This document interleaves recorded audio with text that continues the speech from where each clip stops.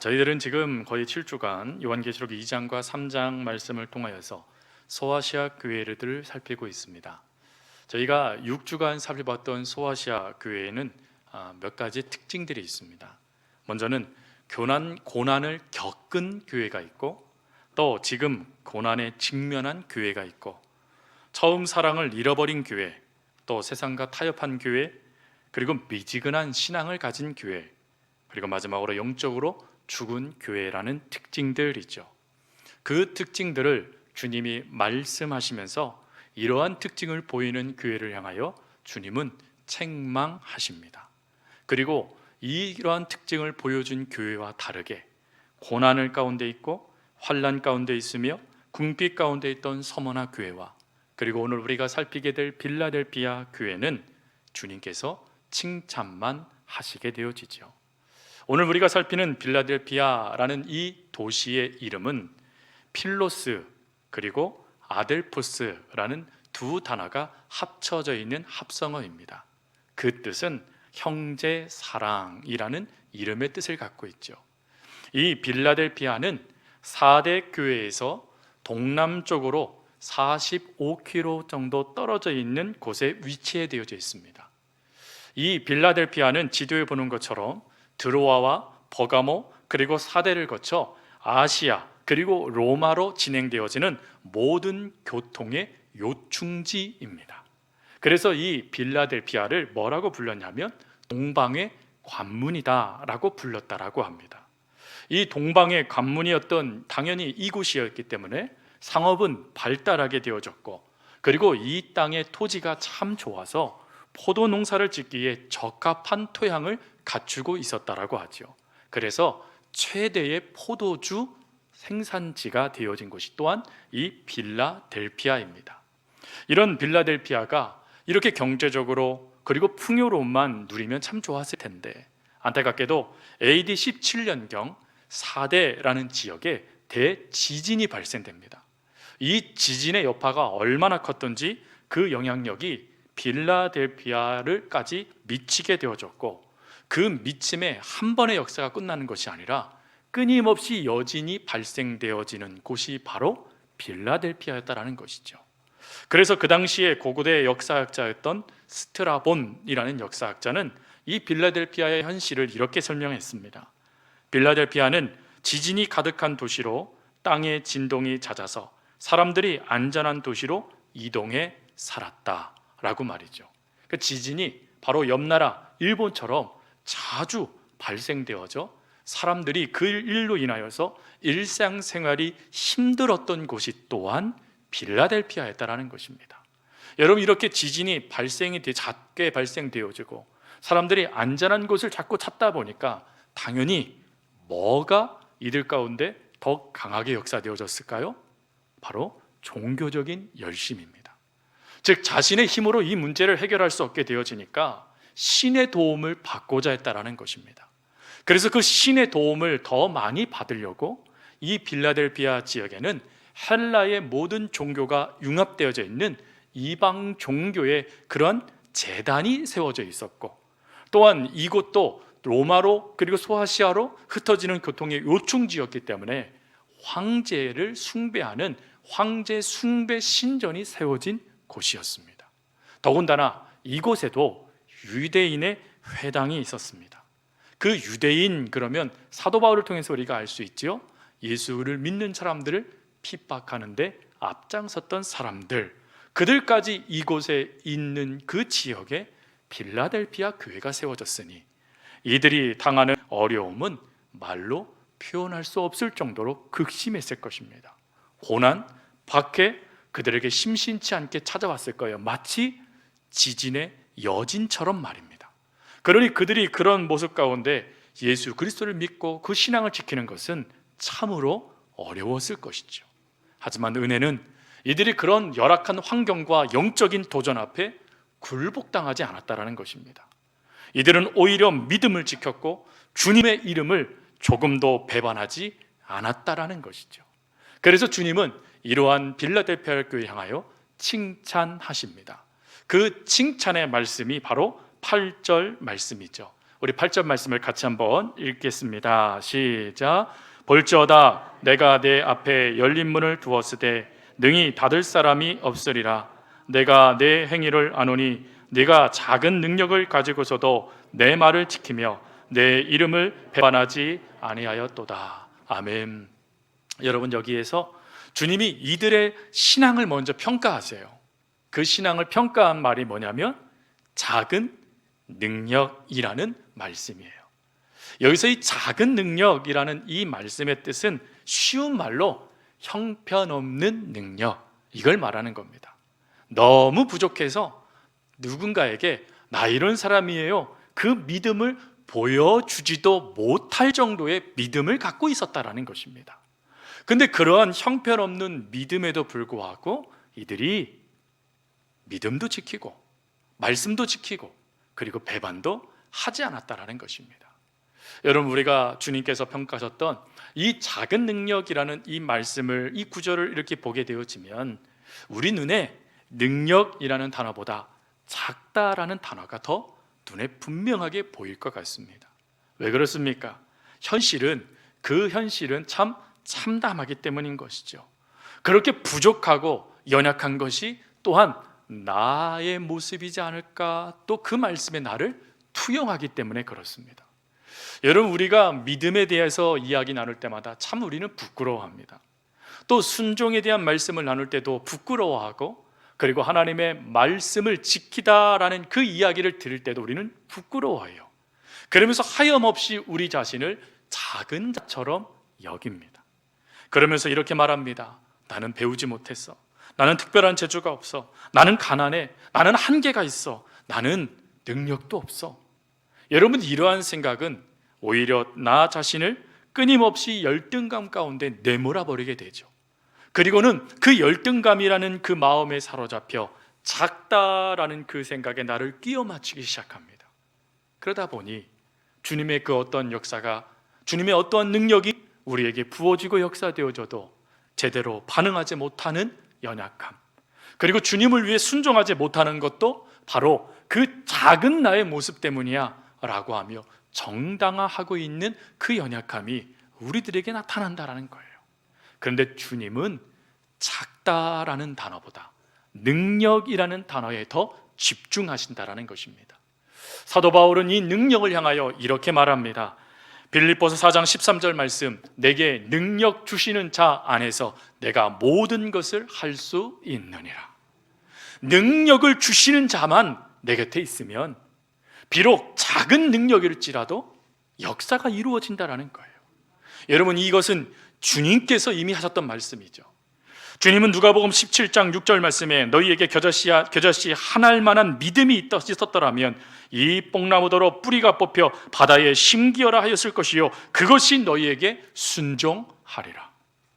겨자씨만 하다, 아주 보잘것없고 연약한 믿음을 갖고 있는다 할지라도 하나님은 그 모습에 역사를 더하신다는 거예요.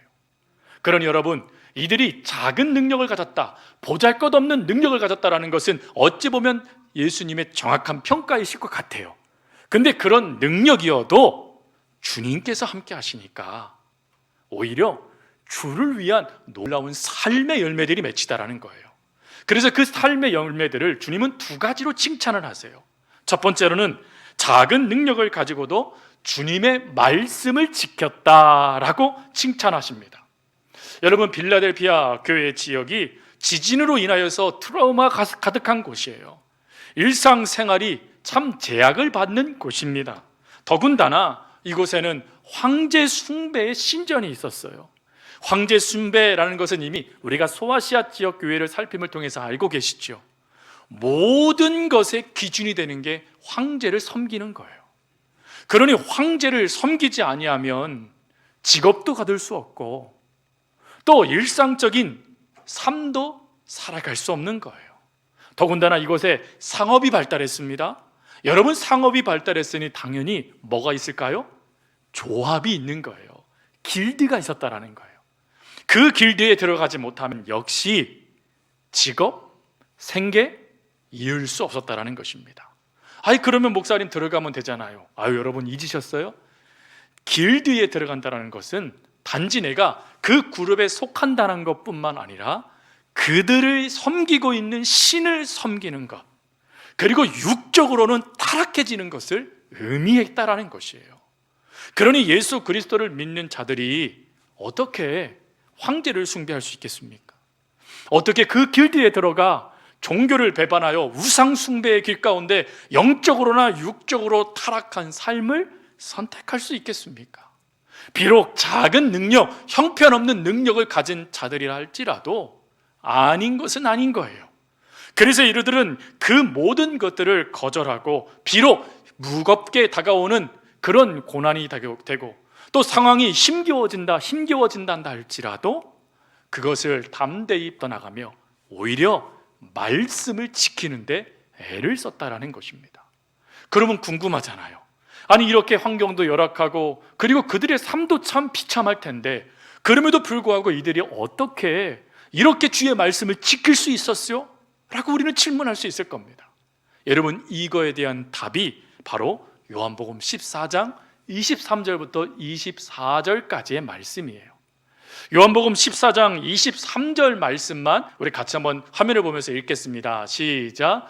예수께서 대답하여 이르시되 사람이 나를 사랑하면 내 말을 지키리니 내 아버지께서 그를 사랑하실 것이요 우리가 그에게 가서 거처를 그와 함께 하리라. 아멘.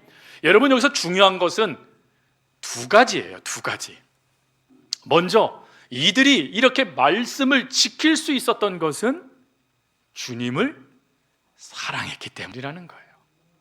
주님을 사랑하다 보니 비록 환경이, 비록 자신이 처해져 있는 여건이 너무나 힘들게 자신을 옥죄해 오는 것 같은 고통이 다가와도 그 사랑에 반응하게 되어지더라는 것이에요. 근데 이렇게 사랑으로 반응하게 되어짐으로 끝나는 게 아니라 이때 이렇게 사랑함으로 주님의 말씀을 지킬 때 주님이 뭐 하신다 말씀하시죠?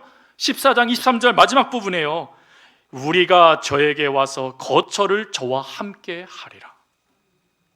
즉 하나님을 사랑하게 되어지니까 하나님이 그 사랑이 너무 기뻐서 빌라델피아 교인들과 함께 하셨다라는 거예요.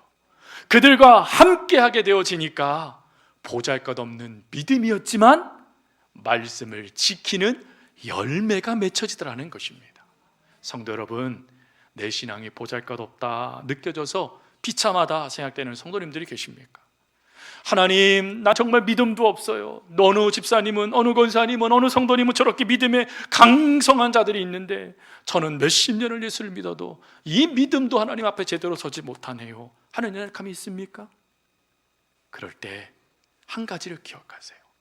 그런 보잘것없는 믿음일지라도 하나님께 반응하면, 주님을 그 사랑하는 마음으로 주님의 말씀을 붙잡으면 주님도 우리를 붙잡으신다는 거예요. 그래서 그 보잘것없는 믿음에도 불구하고 칭찬받는 믿음이 되도록 역사해 주신다는 것입니다. 그것이 바로 빌라델피아 교회 교우들의 모습이었다는 것이죠. 그리고 두 번째로 작은 능력이지만 주님의 이 이름을 배반하지 않았다라는 칭찬을 받았다라는 것입니다.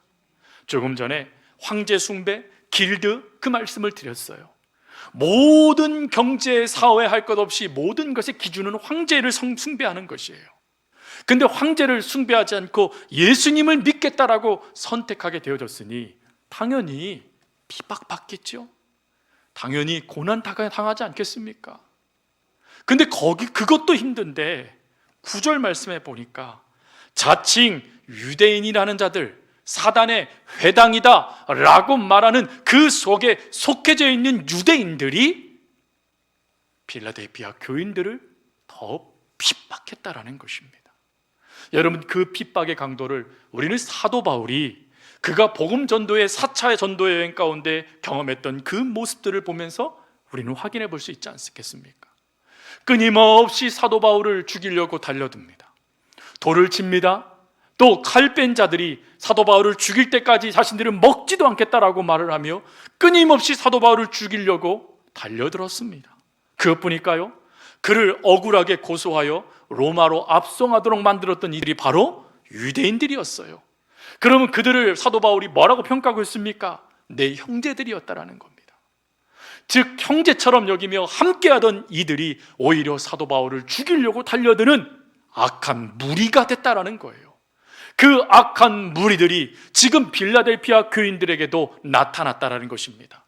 그런데 그 악한 무리들을 주님이 뭐라고 말씀하시냐면 사탄의 회당, 사탄의 무리들이라고 말을 했다라는 거예요. 여러분, 사단의 가장 중요한 의미 뜻이 뭐지요? 미혹하다, 유혹하다라는 거예요. 즉 유대교에 사로잡힌 되어 있었던 이들 가운데 몇몇이 끊임없이 예수 그리스도를 믿고 그래도 주님을 위해 삶을 살아가겠다라고 다짐하며 그 삶을 근간히 버티면서 살아가고 있는 이들에게 다가와 유혹했다라는 거예요. 미혹했다라는 거예요. 야야야야, 그 신앙도 지키고 이것도 지켜. 황제 숭배 가서 머리만 한번 숙이면 돼. 그래도 신앙 괜찮아. 끊임없이 미혹했다라는 거예요. 근데 그런 미혹이 그들 가운데 다가왔을 때 거절합니다. 그러면 그들이 미혹만 했을까요? 사도 바울의 역사를 보면 이들이 폭력도 씁니다. 그러니 당연히 폭력의 희생양이 되었을 테지요. 여러분, 이럴 때 믿음 지키는 거 쉬울까요? 저는 이 말씀을 묵상하다가 예전에 우리 교회 1세대 우리 귀한 어르신들과 방문해서 신방하면서 이야기 나눴을 때의 그 이야기들을 들은 것이 기억이 났어요. 처음에 제주도에 복음이 들어왔을 때 그 복음의 역사가 많은 사람들을 감동시키며 그들을 변화시키는 능력도 있었지만 한쪽에서는요, 끊임없이 회유와 끊임없이 핍박과 끊임없는 고통이 다가왔다고 합니다.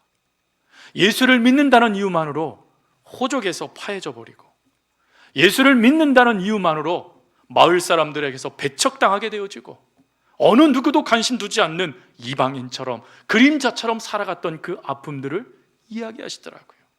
그 삶이 쉬웠을까요? 그 삶이 우리가 오늘 이 땅을 살아가는 지금의 우리들의 이 모습처럼 견딜만 했을까요? 아니, 죽도록 어려웠을 것 같아요. 그 아픔의 역사가 지금 이 빌라델피아 교회들에게도 나타났다라는 거예요. 그러니 그 고통을요, 우리가 어느 정도는 유추할 수 있는 것이죠. 참 힘들었겠구나, 참 이들이 죽을 만큼 고통스러웠겠구나 라는 것 말이죠. 그런데 그런 속에서 이들이요, 무엇을 지켜요? 믿음을 지켰다라는 거예요. 어떠한 아픔이 밀고 들어오고 어떠한 환경이 자신을 괴롭게 하고 자신을 무너뜨리려고 끊임없이 사단이 미혹해줘도 아니야, 나는 그래도 주님밖에 없어 라고 하며 주님을 붙잡는 믿음의 삶을 이들이 살아냈다라는 거예요. 그런 삶을 살아갔을 때 어떠한 다짐들을 했을까요? 한 성서학자는 이들이 최소한 3가지의 다짐들을 했을 거라는 거예요. 그 다짐들을 이렇게 말합니다. 우리 다른 마음 품지 맙시다. 우리 절대로 물러서지 맙시다. 우리 주님 믿는다는 이거 후회되는 삶을 살아가지 맙시다. 이런 다짐들을 하면서 이들이 격려했다라는 것입니다. 그 격려함으로 이들이 보잘것없는 믿음이었지만 오히려 그 격려함으로 서로 세워져 하나님의 귀한 나라의 믿음의 모습으로 그들이 설 수 있었다라고 이야기하더라고요. 성도 여러분, 우리도 이 다짐하며 살아가야 되지 않겠습니까? 우리 다른 마음 품지 맙시다. 우리 절대로 물러서지 맙시다. 우리 주님을 믿는 이 믿음이 후회되는 믿음의 모습이 나타나지 않도록 우리 끝까지 걸어갑시다. 우리 여러분 서로 이렇게 격려하며 그 걸음을 우리가 함께 걸어가 줘야 되지 않겠습니까? 우리 교회가 그런 교회가 되어줄 수 있길 바랍니다. 이렇게 주님은 믿음도 지키고 말씀도 주님을 사랑함으로 지키는 이 빌라델피아 교회를 향하여 2가지의 놀라운 보상의 말씀을 하세요. 그 첫 번째 보상은 자칭 유대인들이 무릎을 꿇게 해주겠다라고 말씀하세요. 여러분, 빌라델피아 교회는 바로 이런 사단의 무리들이었던 이 유대인들로 말미암아 극심한 고통을 당했습니다. 이들을 주님은 뭐라고 평가하셨냐면, 오늘 본문 외에 요한복음 8장 44절 말씀에 가보니까 이들을요 이렇게 평가하시더라고요. 너희는 너희 아비 마귀에게서 났으니 너희 아비의 욕심을 너희도 행하고자 하느니라. 저는 처음부터 살인자요 진리가 그 속에 없으므로 진리에 서지 못하고 거짓을 말할 때마다 제 것으로 말하나니 이는 제가 거짓말쟁이요 거짓의 아비가 되었습니다.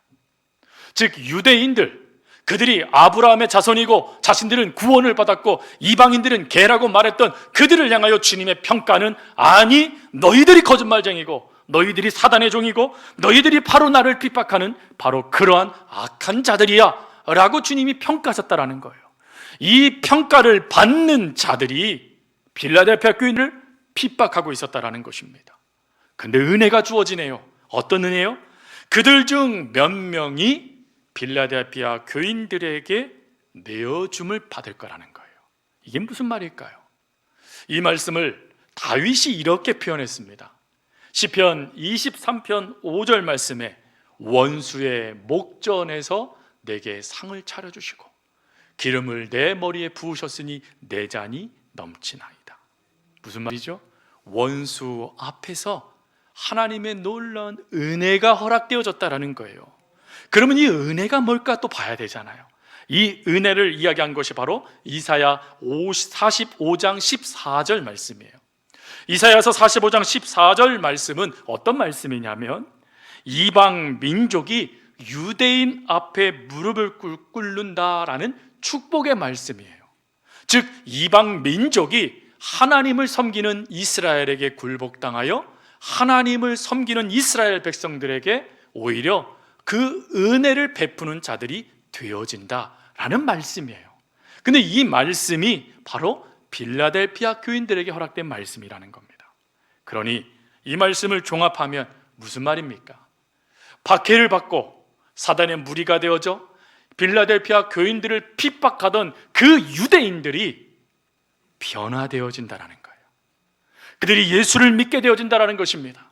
그래서 그들이 예수를 믿어 박해하는 자들이 예수 그리스도 안에서 형제 자매가 되어 함께 그 은혜를 누리도록 역사해 주시겠다는 거예요. 그래서 그 역사함을 통하여 하나님이 우리를 사랑하시는구나, 하나님이 이렇게 우리가 복음으로 끊임없이 주님을 위해 살아가는 이것에 귀한 은혜를 더하시는구나 하고 기뻐할 수 있도록 도와주신다라는 것입니다. 저는 이러한 모습들을 여러분 우리들의 삶 가운데 심심치 않게 보게 되어지는 것 같아요. 여러분 가정에서 부모님이 자녀들을 핍박해요. 예수 믿지 말라라는 거예요. 또 자녀들도 부모님을 향하여 조롱합니다. 예수 믿어도 소용없다라는 거예요. 끊임없이 가족들이 예수님을 향하여 박해자가 되어집니다. 이웃들도 친구들도 친척들도 끊임없이 박해자가 되어져요. 그렇게 사랑했던 남편이, 그렇게 사랑했던 아내가 끊임없이 박해자가 되어집니다. 근데 은혜가 뭐라고요? 그 보잘것없는 믿음이라 할지라도 그 믿음을 가지고 하나님 앞에 반응하는 귀한 사람들을 하나님이 사랑하셔서 그를 붙잡아 주심을 통하여 그 박해자들이 주님을 만나는 역사들, 박해자들이 주님을 만나 주의 자녀가 되어 함께 하나님께 영광을 돌리는 은혜를 하나님이 허락해 주신다라는 것입니다. 그러니 여러분 견뎌야 되지 않겠습니까? 그러니 여러분 보잘것없는 믿음이라 할지라도 하나님을 사랑하는 마음으로 그 자리에 서야 되지 않겠습니까? 여러분들의 그 행위에 하나님이 값진 보상을 더하신다라는 것이에요. 여러분 이 은혜, 저와 여러분 가운데 허락되어지는 은혜라고 좀 믿습니다. 가족 구원 힘들지 않습니다. 아니 힘들 수 있습니다. 하지만 이루어집니다. 왜요? 보잘것없는 믿음이라 할지라도 여러분들이 사랑하는 주님을 사랑하는 마음으로 반응하니 주님이 여러분 손을 붙잡아주고 그리고 박해하는 자들의 마음도 변화시키셔서 여러분들과 함께 예배할 수 있도록 도와주시기 때문인 것이죠. 여러분 믿으시죠?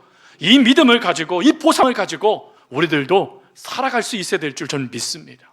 또 두 번째 보상은 시험의 때를 면하게 해주겠다라는 보상이에요. 여러분 여기서 시험의 때라는 이것은 바로 사단에게 속해져 있는 자들을 멸망할 때, 종말의 때를 의미하기도 하고 바로 지금 사단에 의하여서 핍박을 받을 때도 말합니다. 즉 현재와 미래 모든 것을 말하는 것이죠. 그때에 주님께서 뭐라고 말씀하시죠? 면하게 해주겠다라고 말씀하세요. 이 면하다라는 이 단어를 다니엘 12장 1절과 10절 말씀을 가보면 이 의미가 분명합니다. 그 의미는 우리가 고난, 또 환난, 그 시험을 아예 당하지 않도록 도와주겠다라는 말씀이 아니라, 이 말씀, 다니엘서 말씀을 가지고 해석을 하게 되어지면 고난이, 환난이, 시험이 우리에게 다가온다라는 거예요. 그런데 은혜는 뭐냐? 하나님께서 영적으로 보호해 주시겠다라는 말씀이에요. 즉 그런 환난이 다가오고 고난이 다가오고 역경이 다가오고 수많은 환경이 여러분들을 괴롭히기 위해서 끊임없이 무너뜨리기 위해서 파도처럼 다가와도 주님이 여러분들을 붙잡아 주심으로 말미암아 그 모든 것을 견딜 수 있도록 하나님께서 역사하시겠다는 것입니다. 여러분, 이러한 역사, 이러한 은혜 가운데 우리는 주님을 잃지 않는 거예요. 주님이 끝까지 우리를 붙잡아 주시니 어떠한 순간에도 그 주님께 반응할 수 있도록 하나님이 역사해 주시는 것입니다. 여러분, 이 은혜, 예수님께서 제자들에게 허락하신 은혜였어요. 제자들이요, 하나같이 예수님과 함께 기도하지 못합니다. 겟세마네 동산에서 주님이 제자들에게 말을 합니다. 내 때가 가까웠다라는 거예요. 이제 죽게 됐다라는 것입니다. 그러니 나와 함께 기도해 주라 부탁을 하십니다. 근데 그때요, 제자들이 기도했나요? 아니요. 그들은 끊임없이 잠을 잡니다. 즉 하나님의 그 은혜에 함께 참여할 수 있는 시간에 오히려 잠을 통하여 그 시간을 허비해버리고 있었던 것이에요. 그 결과는 참담하지요. 이들은 겉옷을 벗어 던지고 벌거벗은 채로 자기 목숨 살겠다라고 도망갑니다. 그것뿐입니까?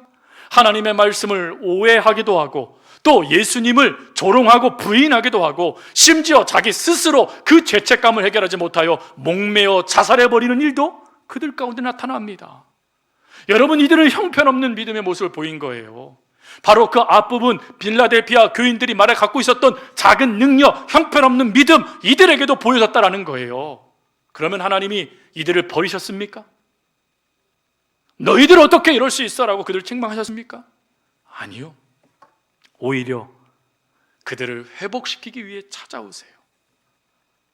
구운 떡과 구운 생선을 가지고 배불리 먹이게 해주시기도 하시고, 그리고 부끄러워 얼굴을 들지도 못하는 베드로에게 3번이나 내가 나를 사랑하느냐 물으시며 그를 회복시켜 주세요. 그리고 또한 제자들이요, 주님의 제대로 반응하지 못하고 그 삶에 오히려 연연했던 그들이 주님의 위로를 받아요. 그 위로 가운데 이들이 회복되어집니다. 그 보잘것없는 믿음이 드디어 하나님의 은혜의 역사에 성령의 충만함을 받게 되어지니 폭발하는 능력이 되어져요. 여러분, 주님은 바로 제자들에게 이렇게 행하셨던 것처럼 우리를 보호해 주실 뿐만 아니라 우리에게 그 믿음을 더하셔서 우리의 그 믿음을 잃어버리지 않도록 우리 가운데 역사해 주시는 분이시라는 거예요. 여러분, 이 축복을 빌라델피아 교인들이 받았고 예수님의 제자들이 받고 있으며, 그리고 오늘 우리가 받기를 하나님은 원하신다라는 것입니다. 성도 여러분, 복 중에 가장 큰 복이 무엇일까요? 우리들이 정말 가장 소중하게 여겨야 될 것이 무엇일까요? 그것은 바로 이것이에요. 하나님은 하나님의 사람들을 반드시 회복시켜 주신다, 지켜주신다. 그 은혜를 우리가 받는 것입니다. 우리가 받아 누리는 것이에요. 그것이 복이고 그것이 은혜이고 그것이 가장 소중한 우리들의 삶의 역사라는 것입니다. 이렇게 모든 보상을 통해서 은혜를 주신 것도 감사한데 주님은 거기서 끝나지 않아요. 3가지의 놀라운 축복을 약속으로 더하십니다. 첫 번째 약속은 뭐냐면 하나님의 성전의 기둥이 되게 해주시겠다라는 것이에요. 여러분, 기둥 그러면 즉시 이 빌라델피아 교회 성도들은 무엇을 생각했냐면 교통 도로 위에 세워진 기둥을 생각했습니다. 그 기둥에는 무엇이 기록되어 있냐면 그 당시에 황제의 이미지와 그리고 황제의 치적이 기록되어져 있고, 반대쪽에는 그 황제를 위해서 헌신했던 사람들의 이름이 기록되어져 있었다고 합니다. 그래서 그것을 오가는 사람들은 황제도 보게 되고 또 황제를 위해 헌신했던 이들의 이름들 보면서 그들이 참 부러워하도록, 아, 나도 이렇게 살아야 되겠구나 하는 그 삶을 결단하도록 그걸 새겨놨다라는 거예요. 근데 그 기둥, 그것도 귀한데 하나님은 무엇을 말하냐면 하나님 나라의 성전의 기둥, 그 기둥에 바로 이 빌라델피아 교인들의 이름이 기록되었다라는 거예요. 기록되다라는 이 단어는 엄밀히 보면 새기다라는 뜻이에요. 하나님이 새겨주셨다라는 거예요. 그러면 이 새겨주셨다라는 건 뭘 의미하는 겁니까? 하나님께 속한 하나님의 자녀가 됐다라는 거예요. 끊임없이 하나님 안에 거하는, 끊임없이 하나님과 함께 거하는 그 놀라운 복을 하나님께서 빌라델피아 교인들에게 허락해 주시겠다라고 약속해 주신 거예요. 여러분, 이렇게 하나님께 속한 것은 참 중요합니다. 미국의 독립전쟁을 이끌었던 조지 워싱턴은 그런 고백을 했대요. 우리나라가 독립되는 것도 중요하지만 그보다 더 중요한 것은 지금 내가 예수 안에 있는가 없는가 하는 그것이 더 중요하다. 예수님 안에 있으면 예수님께서 알아서 하실 거라는 거예요. 그 믿음, 그 은혜로 빌라델피아 교인들이 견디었고 또 조지 워싱턴이 그 독립전쟁의 역사를 이룰 수 있었다라는 것입니다. 성도 여러분, 그렇다면 여러분들의 이름은 어디에 기록되어 있습니까? 하나님의 생명책에도 기록되어져 있고 성전 기둥에도 기록되어져 있음을 여러분 믿으시기 바랍니다. 여러분은 이미 하나님의 약속을 받아 누리는 사람들이에요. 여러분, 우리가 천국의 복만 얘기하는데 아니요, 천국은 당연히 우리에게 하나님께 주실 거예요. 근데 그 천국의 은혜를 이 땅 가운데서 경험하도록 하나님이 역사하신다는 것입니다. 그러니 우리들은 끊임없이 주님 안에 있어야 돼요. 끊임없이 나는 주님께 속한 자가 되어야 돼 라는 결단이 우리 가운데 있어야 될 줄 믿습니다. 또 두 번째로요, 하나님이요, 하나님께로부터 내려오는 새 예루살렘의 이름을 주겠대요. 여기서 새 예루살렘의 이름이라는 이것은 쉬운 말로 시민권을 받다라는 것이에요. 여러분, 이 당시에 최고의 시민권은 어느 나라의 시민권이었을까요? 로마의 시민권이었어요.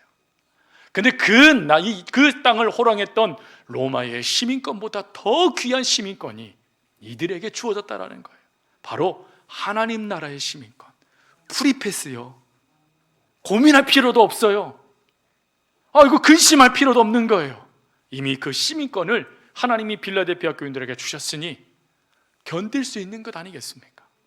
이미 미래가 보장되어져 있어요. 어느 잡지를 보니까 이렇게 돼 있더라고요. 미래를 아는 사람은 지금의 절망에 무너지지 않는다. 미래를 아는 사람들은 현재의 도통이 어렵고 힘들어도 무너지지 않는다는 거예요. 왜? 미래가 뭔지를 아니까. 어떠한 은혜가 있고 어떠한 복이 있고 어떠한 역사가 있는지를 아니까 괜찮아지더라는 것입니다. 이것이 바로 두 번째 약속의 복이에요. 그리고 세 번째 복이 예수 그리스도의 새 이름을 주시겠대요. 이 말씀은 누구의 소유가 되느냐 하는 것이에요. 우리의 주인이 예수님이시고 우리는 주님의 것이 되어진다라는 것입니다. 여러분, 주님의 것이 되어지면 은혜가 있어요. 시편 94편 14절 말씀에 여호와께서는 자기 백성을 버리지 아니하시며 자기 소유를 외면하지 아니하시느니라. 하나님이 여러분들을 버리지 않으세요. 여러분들이 어떠한 죄를 짓고 어떻게 하나님을 의심하고 어떠한 삶의 모습이 주어져도 하나님은 여러분을 버리지 않으세요. 외면치 않으세요. 믿으십니까? 그게 하나님의 소유된 자들에게 특권이에요. 특권. 또 두 번째로요, 베드로는 베드로전서 2장 9절 이런 말합니다. 그러나 너희는 택하신 족속이요 왕 같은 제사장들이요 거룩한 나라요 그의 소유된 백성이니 이는 너희를 어두운 데서 불러내어 그의 기이한 빛에 들어가게 하신 이의 아름다운 덕을 선전하게 하려 하심이라. 성도 여러분, 여러분들을 하나님의 족속, 하나님의 백성, 하나님의 제사장, 거룩한 나라가 되도록 하나님이 여러분들의 주인이 되어 주셨어요. 여러분들을 붙잡아 주셨어요. 불러내 주셨어요. 그래서 하나님의 영광을 드러낼 수 있도록 여러분들의 삶을 지켜주고 계십니다. 그것이 바로 소유예요. 내 인생 내가 살아가는 것 같습니까? 아니요. 우리들의 인생은 하나님의 손이 달려 있는 거예요. 하나님이 우리를 이끌어 가시는 것입니다. 그 인생에 우리들은 무엇하는 것이죠? 아멘 하며 그 걸음을 걸어가는 것이라는 것입니다. 여러분, 이렇게 걸어가다가 천국에 가니 그것이 더 큰 기쁨이 되는 것 아니겠습니까? 이 땅의 그 은혜를 하나님이 누리게 해주시겠답니다. 받아야 되지 않겠습니까? 말씀을 정리합니다. 우리는 이제 분명해졌어요. 복음으로 교회를 새롭게 한다는 것이 무엇인지 우리는 7 교회를 살핌을 통해서 분명히 깨달았습니다. 버릴 것은 무엇이고 취할 것은 무엇인지, 또 칭찬받기 위해서 어떠한 삶을 살아야 되는지 우리는 분명하게 하나님의 말씀을 들었습니다. 그렇다면 여러분, 이 말씀을 들음으로 끝나지 않고 귀인 자는 성령이 그들에게 하시는 말씀을 들을지어다 라고 하셨던 그 말씀처럼 듣고 행하는 우리가 되어야 될 줄 믿습니다. 그럴 때 우리도 보상받습니다. 그럴 때 우리 약속을 받아 누리는 사람이 되어집니다.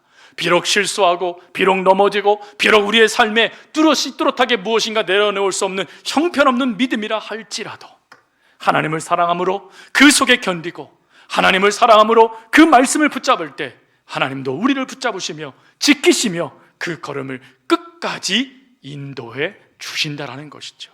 그러니 이것을 믿고 움직이는 저와 여러분이 될 수 있길 바랍니다. 그래서 모두가 다 이곳에서도 하나님의 은혜를 누리고, 그리고 하나님 나라에서도 그 은혜를 누리며 믿음으로 함께 하나님 나라에 들어가는 귀한 성도님들 다 되어줄 수 있기를 간절히 주님의 이름으로 부탁드립니다.